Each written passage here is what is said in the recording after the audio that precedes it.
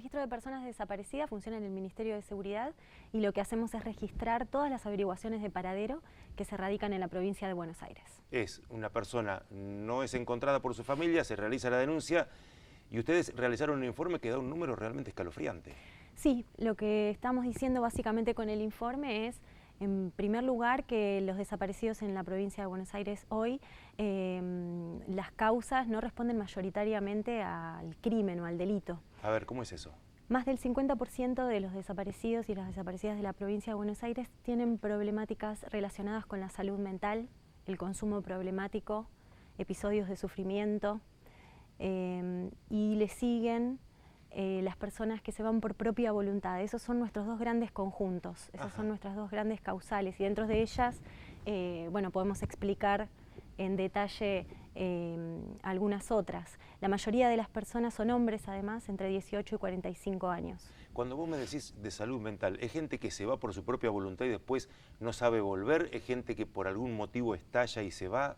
Bueno, las causas no son tan puras. Nosotros decimos la desaparición es un fenómeno multidimensional, nunca es una sola causa, pero en realidad esas personas, ahí el tema de la voluntariedad, bueno, es para dudar. No podemos afirmar que las personas se vayan por propia voluntad si no están en el ejercicio pleno de su, digamos, si no están bien, ¿no? Una persona que se va por propia voluntad claramente tuvo una discusión familiar, es una persona que no está bajo un tratamiento, que no tiene una enfermedad de base. En ese caso sí podemos decir que una persona se fue voluntariamente, pero cuando la persona tiene un diagnóstico de salud mental, ahí la voluntariedad, bueno, es discutible, pero además, por más que usted haya sido en un momento donde estabas bien, puede después ocurrirte algo. Entonces, más allá de todo, siempre hay que buscar a las personas, así se hayan ido también por propia voluntad. El inicio de toda esta causa siempre es averiguación de paraderos de las personas. Exactamente. A partir de ahí empiezan a intervenir ustedes con estos datos. Nosotros lo que hacemos es registrarlos y seguirlos y contactar con los familiares o la persona que puso la denuncia para saber si la persona regresó, en qué situación regresó, porque tratamos de recuperar esas causas para poder decir por qué desaparecen las personas en la provincia de Buenos Aires. Y eso es lo que estamos diciendo con nuestro informe. Dentro de la causal víctima de ilícito, que es la menor, que es la última de las causas, que es apenas este año un 2%. ¿Qué sería víctima de ilícito? Víctima de ilícito es cuando hay un homicidio, cuando hay un delito, digamos. Cuando te secuestran, por ejemplo. Claro, claramente. Dentro de esa causal que es minoritaria, centralmente lo que subyace es la violencia de género. Las mujeres, cuando se van de sus casas, en general están viviendo en un contexto de riesgo. Eso es lo que nosotros podemos ver a través de estos números. Es realmente llamativo esto, porque uno cuando ocurren las desapariciones de personas, cuando nos llegan las averiguaciones de paraderos, lo primero que piensa cualquiera es, se lo llevaron, y eso Claro. es lo mínimo. Bueno, tenemos una historia en la Argentina que nos hace pensar eso, ¿no? Claro. Si pensamos en la dictadura y en nuestros 30.000 desaparecidos, obviamente relacionamos desaparecidos con terrorismo de Estado, con desaparición forzada, pero no es... en las hoy, estadísticas, digamos. Claro, hoy no es el mayor problema. De hecho, lo que reflejan las estadísticas es que no es mayoritariamente delictivo el fenómeno. Vos me decías, desaparecen. ¿Cuántos regresan de todas esas personas? La gran mayoría, la gran mayoría. Este año nosotros tenemos un 70 y pico de porcentaje de regreso a su hogar ileso.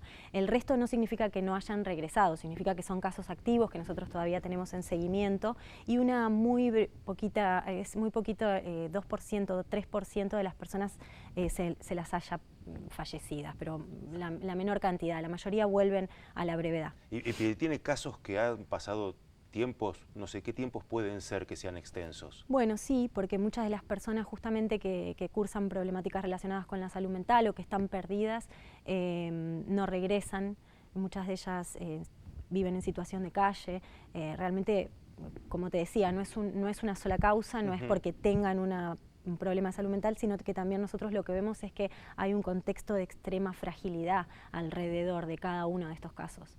Y hay personas, por ejemplo, porque nos han llegado algunos casos de gente que aparece en los institutos neuropsiquiátricos o en algún instituto psiquiátrico, que no saben ni cómo llegaron ni para dónde volver. ¿Hay muchos de esos casos? Bueno, nosotros también trabajamos, tenemos un convenio con los hospitales, el registro también recibe los protocolos de los hospitales públicos de la provincia de Buenos Aires de cuando hay un ingreso de una persona que no tiene documentación o que no ha sido identificada porque no puede decir su nombre o porque está, digamos, porque no está consciente. Nosotros también trabajamos, este año recibimos 170 protocolos y resolvimos el 90%. El otro 10 que queda son casos que por ahí hay cuestiones documentales, las personas muchas veces no tienen su documentación, no la hicieron, entonces bueno, es imposible que nosotros con las huellas dactilares o con el reconocimiento facial podamos identificarlas. Claro, porque vos con huellas dactilares vas al documento y ahí cotejás. Exactamente, se puede cotejar, sí, en el AFIS, es un sistema. O sea que eso también habla de otra fragilidad, digo, del Estado, que es no tenemos todo el mundo documentado. No está todo el mundo documentado, la gran mayoría sí, pero hay muchas personas que no y esas personas pueden desaparecer y si desaparecen después es muy difícil encontrarlas. Yo hoy te preguntaba fuera de cámara por un término que me llamó la atención del informe mientras lo leí ayer, era algo de fríos. Casos fríos. Casos fríos. ¿Qué son los casos fríos? Bueno, es una terminología que se usa en todos lados en realidad, pero son aquellas personas que ya pasaron años y que no han sido encontradas. Y muchas de ellas luego son encontradas NN enterradas en distintos cementerios porque bueno, ahí lo que falla a veces es que no se les puede tomar las huellas y un millón de problemas en el medio que pueden hacer que eso suceda. No es la mayoría de los casos, son casos excepcionales, pero también se trabajan y no se dejan de trabajar nunca, son permanentes, estamos permanentemente buscando si ingresa alguna coincidencia en los sistemas.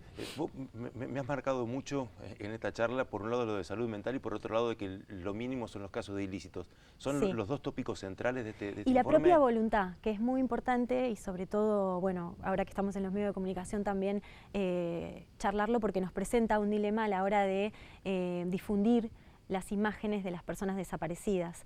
Pasa mucho que como hoy se puede viralizar muy rápido una imagen, las personas, bueno, reproducen información sensible sobre esa persona y muchos de ellos se van porque deciden en el pleno ejercicio de sus facultades, digamos, irse a abandonar a su entorno cercano por las razones que sean y la realidad es que las personas tienen derecho a permanecer con el paradero desconocido, digamos, tienen derecho a la intimidad. Es decir, pero a ver, ¿se revictimizan de algunas situaciones que hayan vivido?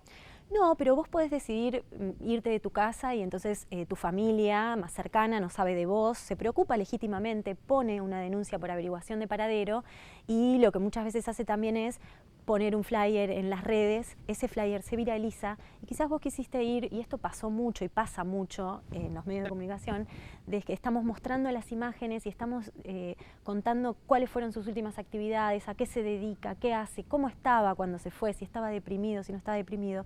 Y esa persona quizás se alejó voluntariamente. Y digo quizás porque es el 20% del total, es un porcentaje muy grande como para no tenerlo en cuenta. Sí, no, y además son personas. Y son personas, pues claro, y tienen derecho. Y tienen derecho, y además se sienten afectadas porque dice, están hablando de mí. Sí, mucho, se sienten muy afectadas, claro que sí, porque además después es muy difícil borrar todas esas imágenes, es muy difícil sacarlas de circulación. Ahora, pienso en esto, mucha gente entonces que vuelve no se termina revinculando con su hábitat natural. Claro, es difícil, ya te digo, muchos de estos casos las personas viven en contextos de vulnerabilidad y si tenés, por ejemplo, algunos problemas de salud mental como depresión o cuestiones de otro tipo, las familias no saben tampoco cómo abordarlos. Entonces, bueno, existen muchas peleas, existen muchas discusiones a partir de las cuales las personas abandonan su entorno y se van a buscar otro lugar, digamos, ¿no? La policía de todas maneras tiene que encontrarlas, tiene que cerciorarse de que esa persona esté bien, que se haya querido ir por propia voluntad y ahí recién se cierra el caso. Si no, todos los casos, siempre que no se haya encontrado a la persona, están abiertos. Es realmente apasionante el tema. Yo me quedaría charlando toda la noche con vos, pero déjame preguntarte esto, que esto me parece que no está en el informe, pero igual te lo quiero preguntar. Tiene que ver con, están trabajando en algo, explícalo vos bien, porque sí. Es interesante a partir de muchos casos que se dieron a conocer en el país. Por ejemplo, el caso de Loan en el norte, que decís, ¿dónde está Loan? ¿Dónde está Loan? No sabemos dónde está Loan, obviamente, pero Hay toda una situación también detrás de todo eso, puede ser. Sí, te quiero aclarar que nosotros trabajamos solo, lo tendría que haber dicho al principio, adultos, ¿no? Está bien, está bien. Porque con los niños es completamente otra situación Otro y hay que protocolo. abordarla de otra manera, Sí. claro. Pero sí, los casos continúan abiertos hasta que se encuentre a la persona o al niño, por supuesto, sí. ¿Qué pasa con los chiquitos que en algún momento fueron apropiados? Bueno, eso es interesante. En la dirección, el registro de personas desaparecidas depende de la Dirección Provincial de Registro de Personas Desaparecidas, que está dirigida por el antropólogo Alejandro Inchaurregui, y él también tiene a su cargo el trabajo de acompañar a las personas que han sido apropiadas o adoptadas. La mayoría de las personas han sido apropiadas. No estamos hablando de la dictadura militar, estamos hablando de personas que fueron inscriptas bajo una falsa filiación biológica. Alguien que compró un hijo, dicho mal y pronto. Exactamente, exactamente. Esas personas que quieren conocer su identidad de origen, digamos, o sus orígenes, o que quieren conocer las circunstancias en las que nacieron, o a un familiar, a su madre, a su padre, se pueden acercar a la Dirección Registro de Personas Desaparecidas, dejar sus datos y desde allí se va a intentar ayudar en todo lo que se pueda para contactarlos con sus familias de origen. Y bueno, eso, ahí ¿Son muchos? Son muchísimos. Tenemos registrados unos 4.000 casos y dentro de muy poco tiempo vamos a lanzar una campaña que esperamos que Somos nos pueda acompañar también. Obviamente que sí. Estamos buscando a esas mamás, en realidad esas mujeres que no han querido o no han podido maternar a sus hijos, porque hay muchos hijos buscando, muchas hijas buscando y muy pocas mamás. Así que queremos que ellas también se acerquen. Nosotros no vamos a juzgarlas, no vamos a preguntarles qué pasó, nadie las va a juzgar. Sabemos que las mujeres han sufrido muchísima violencia durante toda la historia, así es que pueden acercarse, necesitamos que se acerquen porque los hijos y las hijas los están buscando y los quieren conocer.